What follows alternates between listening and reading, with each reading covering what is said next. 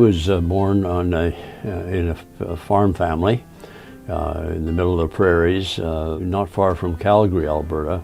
My ambitions to be a doctor really arose in the earliest memories that I can recall. Walking across the field and thinking that I'd like to go to Africa, I'd like to go to India, I'd like to go to China and do healthcare missionary work. He began his professional career at McGill, ultimately rising to become chair of neurology and neurosurgery. My interests were in how the brain regulates the pituitary gland, and so-called neuroendocrinology.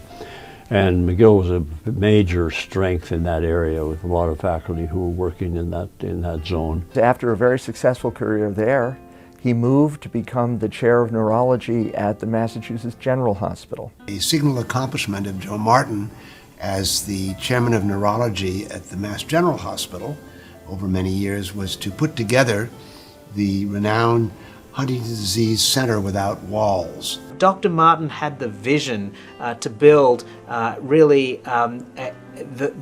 preeminent program in neurogenetics. He realized, seemingly before anyone else, that this is where the major advances in neurology were going to happen. The work of the center in the success of its application was to bring these people together in one team.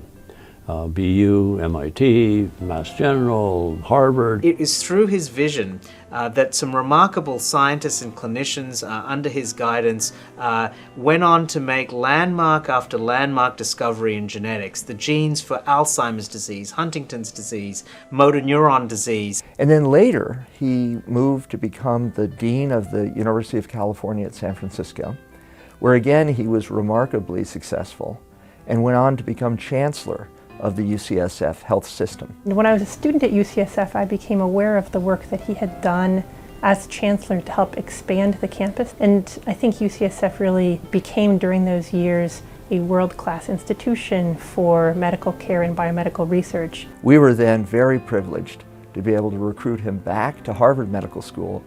Under Dean Martin's leadership, the medical school flourished.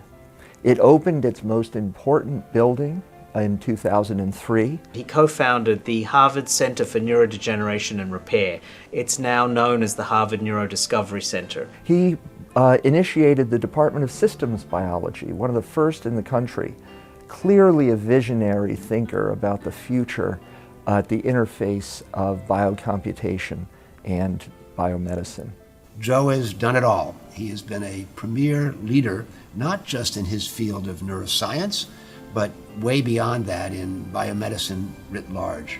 He also initiated the Dana-Farber Harvard Cancer Center, which is a remarkable association of 7 different institutions that, in its entirety, is the country's largest comprehensive cancer center. He's published hundreds of papers. He was the editor of Harrison's Principles of Internal Medicine, the section on neurology, an incredibly impactful medical textbook that's read all over the world. He really put his fingerprints on Harvard Medical School in part by, I think, fostering a sense of integrity and honesty in the way people talk to each other. I worked together with the community to establish the Alberta Heritage Fund for Medical Research and served on the scientific advisory committee of that for the next 10-15 years. And we had a major project in Ontario where interest was evolving to bring together the medical schools around